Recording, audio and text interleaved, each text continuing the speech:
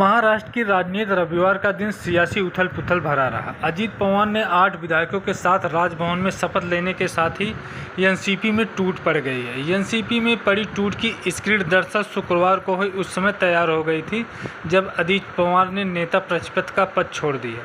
उन्होंने स्पीकर को एक पत्र सौंपा, उसमें अधिकांश राजपा विधायकों के हस्ताक्षर थे और स्पीकर से अनुरोध किया कि वे विधायक दल के नेता जयंत पाटिल को बदल रहे हैं और अजीत पवार नेता के रूप में नियुक्त कर रहे हैं। स्पीकर को लिखे इस पत्र के आधार पर अजीत पवार ने विधायक दल के नेता के रूप में राज्यपाल को पत्र लिखा और कहा कि वे शिंदे फडणवीस सरकार का समर्थन कर रहे हैं। इसके बाद शपथ ग्रहण का समारोह किया गया।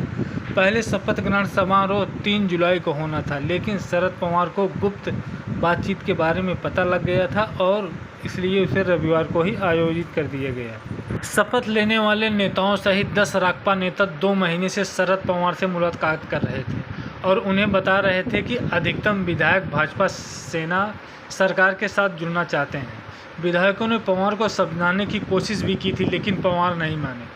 इसके बाद विधायकों को खुद फैसला लेना पड़ा।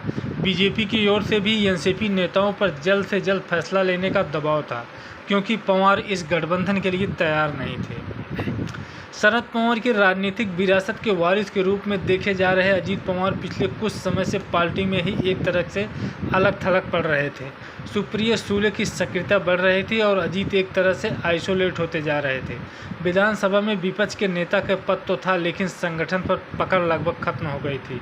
अजीत पवार के ताज़ा कदम एनसीपी में टूट के पीछे पार्टी से नाराजगी के बाद भी कई अन्य फैक्टर भी हैं। एनसीपी के पिछले कुछ दिनों से घटनाक्रम पर नज़र डालें तो तस्वीर साफ हो जाती है।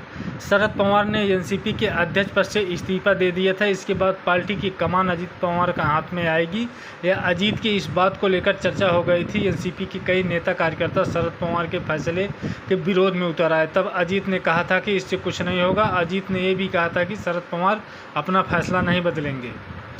हालांकि मनमनोवल के लंबे दौर के बाद पवार ने इस्तीफे का फैसला वापस ले लिया था। एनसीपी पर कब्जे की रेस ठंडी भी नहीं हो पाई थी कि महाराष्ट्र की राजनीति के बावजूद छत्रपति शरद पवार ने 2 कार्यकारी अध्यक्ष बनाने का ऐलान कर दिया। एनसीपी के स्थापना दिवस पर शरद पवार ने अपनी बेटी सुप्रिया सुले और प्रफुल्ल पटेल को कार्यकारी अध्यक्ष बनाने का ऐलान किया, जिसके बाद चिंगारी और भड़क गई। हालांकि अजीत पवार ने सुप्रिया को कार्यकारी अध्यक्ष बनाए जाने को लेकर नाराजगी से इनकार किया था। अजीत पवार शरद पवार के बाद एनसीपी के अगले अध्यक्ष माने जा रहे थे, लेकिन पवार ने सुप्रिया को कार्यकारी अध्यक्ष बना दिए। पवार के इस फैसले को अपनी राजनीतिक विरासत बेटी को हैंड ओवर करने की दिशा में मास्टर स्ट्रोक की तरफ देखा गया है।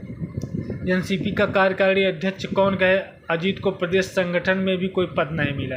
शरद पवार जिस तरह से बेटी सुप्रिया को राजनीतिक रूप में बढ़ा रहे थे और भविष्य की राजनीति को लेकर अजीत को कोई आश्वासन इसकी ओर से नहीं मिल रहा था, इन सब की वजह से ही अजीत असंतुष्ट चल रहे थे।